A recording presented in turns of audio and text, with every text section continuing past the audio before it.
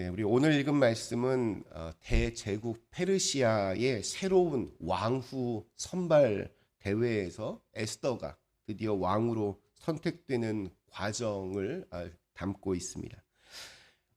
넓은 대제국의 각지에서 이렇게 아름다움으로 하면 이렇게 빠지지 않는 이렇게 어디 이렇게 내놓으라 하는 처녀들이 모여서 각자가 그것도 그냥 오자마자 하는 게 아니라 1년 동안 철저한 준비 과정을 거쳐서 이제 왕 앞에 서는 빅 이벤트였습니다.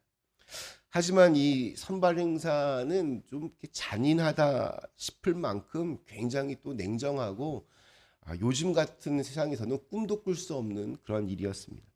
왕과 이렇게 하룻밤을 지낸 후에 둘째 후궁으로 가게 된 여인들은 왕이 다시 이렇게 부르지 않으면 그냥 그곳에서 평생 죽을 날만 기다리고 살아야 했습니다.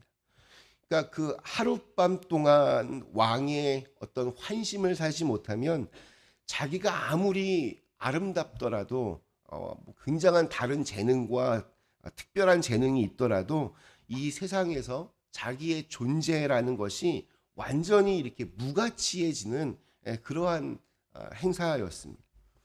여인들은 자기의 모든 인생을 그 순간에 걸어야 했습니다.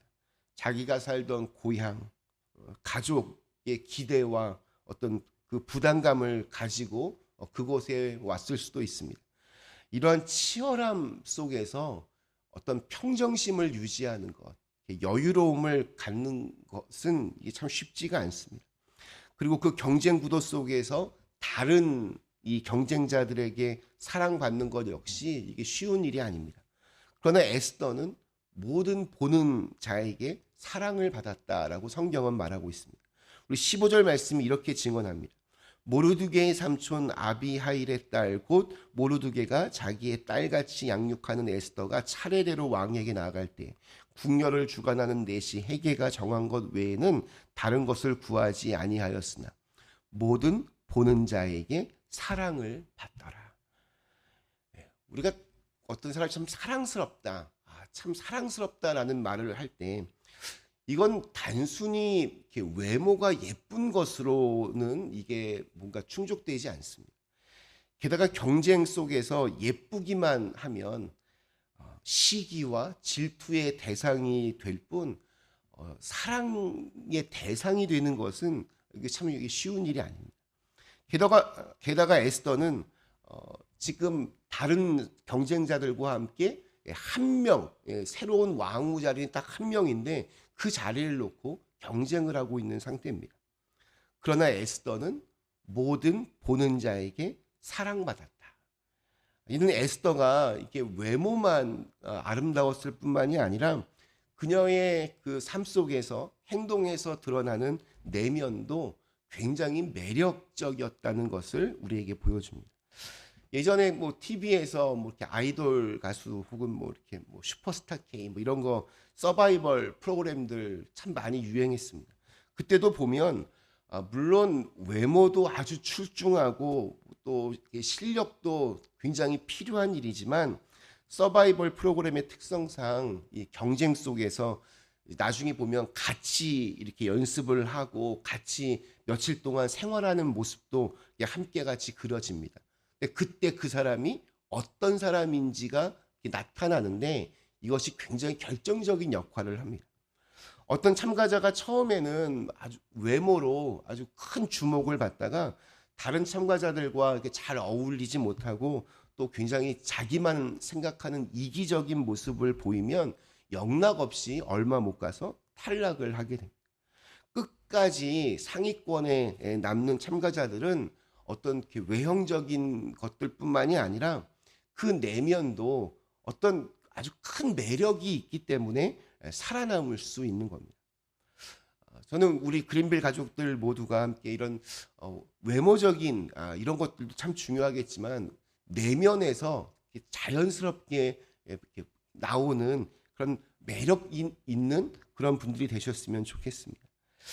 이런 에스더의 외모뿐 아니라 내면의 이런 사랑스러움은 이 아하수에로 왕에게도 마찬가지로 그렇게 느껴졌습니다. 아수에로 왕은 에스더를 다른 모든 여자들보다 에스더를 더 사랑했고 결국 그녀를 와스디를 대신해서 새로운 왕으로 삼습니다. 에스더는 와스디를 대신해서 왕후가 되었고 아수에로 왕은 에스더를 위해서 큰 잔치를 베풉니다.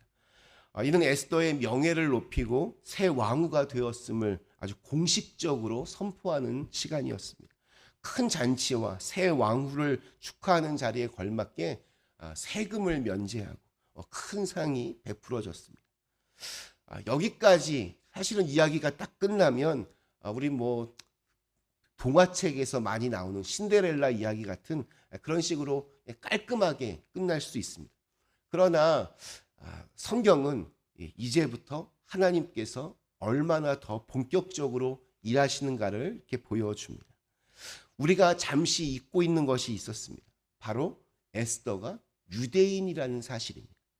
왕후까지 되었지만 아직도 자기의 민족이 무엇인지, 자기가 어디 출신인지를 밝힐 수 없는, 그러니까 이 페르시아 안에서도 천대받고 핍박받는 민족, 유대인이라는 것을 아직 드러내지 않고 있습니다. 에스더는 다른 왕비처럼 자기의 권력과 정치력을 이용해서 이 왕후의 자리에 올라간 것이 아닙니다. 온전히 왕의 선택에 의해서, 그리고 그 이면에 있는 하나님의 섭리를 통해서 왕비가 되었기 때문에 왕후지만 자기의 세력이 뭐 궁궐 안에 아무도 없고 언제든 그 전 왕후 와스디처럼 그냥 순식간에 폐위될 수도 있는 굉장히 화려해 보이지만 아주 연약한 그러한 자리였습니다. 에스더는 왕후가 된 후에도 자기의 민족을 말하지 않았습니다. 전부터 모르드게가 에스더에게 그렇게 하라고 말했습니다. 유대인이 드러나면 여러 가지로 어려워질 것을 잘 알고 있었기에 신앙이 깊은 이 모르드게도 유대인임을 알리지 말라라고 했습니다. 역사상 유례가 없는 대제국 페르시아에는 많은 사람들이 살고 또 많은 민족들이 섞여 있었습니다. 인도부터 아프리카까지. 이 아시아와 아프리카를 아우르는 이 거대한 나라 속에서 다들 저마다 믿는 신들도 있었고 또 그 무엇보다 더 강력한 신으로 추앙받던 왕권이 아주 강력했던 그러한 나라였습니다. 그러니까 유대인이 섬기는 여호와 하나님의 자리는 이게 없어 보입니다. 그래도 믿음의 명맥을 이어가고 있는 이 일부 유대인들에게 하나님을 섬긴다는 것은 곧 핍박과 또 주류 사회에 속할 수 없는 여러 손해만 있을 뿐입니다. 대단한 권력의 자리를 탐하는 것이 아니라 그저 다른 사람들의 인정을 받고 싶어도 이마저도 유대인들에게는 이게 허락되지 않았습니다.